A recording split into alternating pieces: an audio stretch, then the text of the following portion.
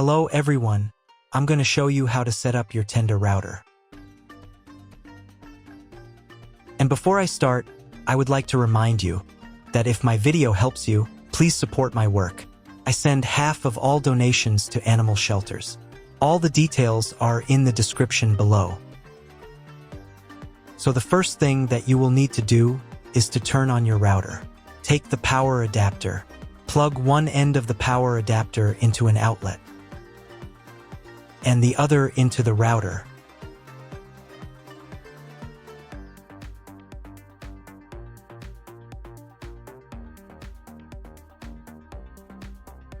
Router is turned on, the power indicator will be lit.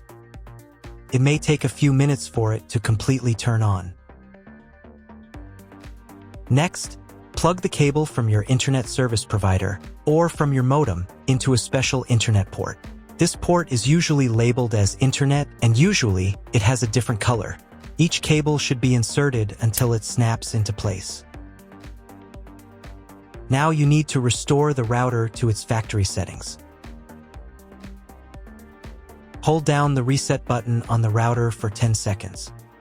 Wait until the indicator lights on the router start flashing. At times, this button is found inside the router casing to prevent it from being pressed by mistake. In this case, use a slim object to press it down.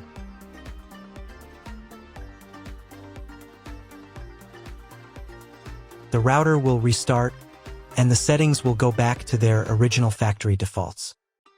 Plug one end of the Ethernet cable provided with the router into one of the LAN ports.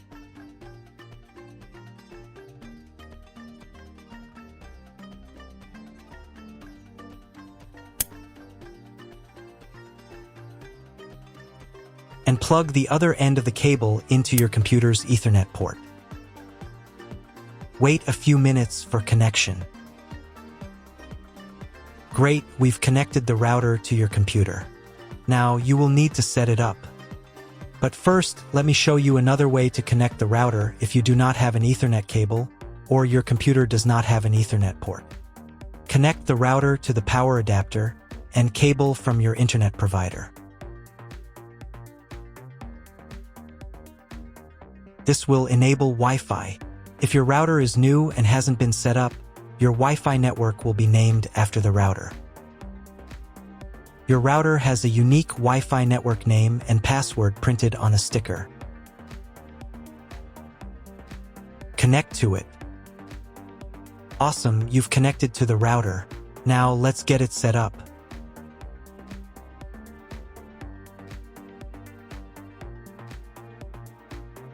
First, open your web browser and visit the URL you see on the screen. Use the URL bar instead of the search bar.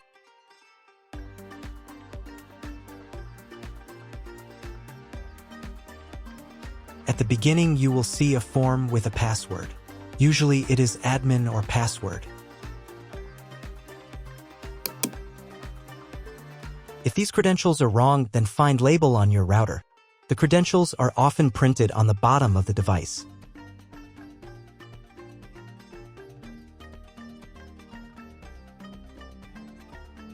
If none of this works, it means that your router has already been configured and someone has changed the login and password. If you can't find out the login credentials, just reset the router to factory settings. And then log into the router's personal cabinet using the standard credentials. If your router settings do not look like mine, it means that your router has a different firmware. I made a video for every firmware type. You can find all the links in the description down below. I want to warn you right away that there are many firmware versions and they may differ slightly. But don't worry, you will succeed, just watch the video and follow the instructions. So, at the very beginning, you will see the setup wizard, which will help you configure your internet connection. First, the router will try to automatically detect your connection type. You can also select your connection type manually. All this information can be found in your contract with the internet provider. If you have a static IP address, select it and enter the required information. This type is applicable if you are assigned a fixed IP address for accessing the internet. If you have PPPoE, Choose this option and enter your username and password. If you're not sure what type of connection you have, then select this option. It's the most common type. Next, come up with a name and password for your future Wi-Fi network. The password must be at least 8 characters long. Then click the OK button. If you were connected to the router via Wi-Fi, reconnect to the network using the new settings. After the basic setup, you should be redirected to the router's main page. Now you need to restart the router. But first, I recommend updating the firmware for stable performance. Here you can change the router's interface language. I'll keep it in English. Go to the administration menu.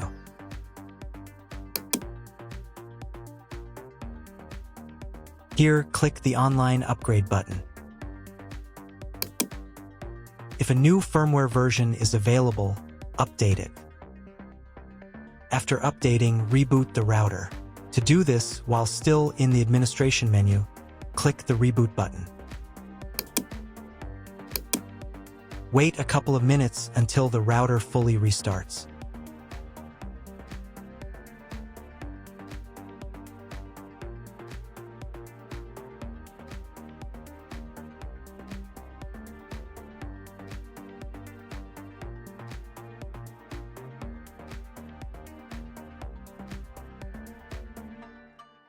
Now check if the internet is working. Just try Googling something. If there's no internet connection, you need to try cloning your MAC address. To do this, go back to the administration menu. Here, find the WAN parameters section. From the drop-down list, select Clone Localhost's MAC and click the OK button. Then once again reboot the router.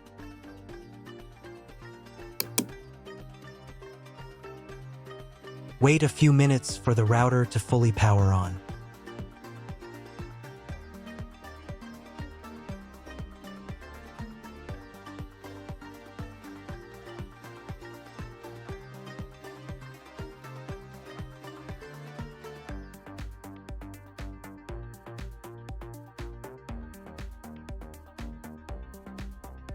Now check if the internet is working.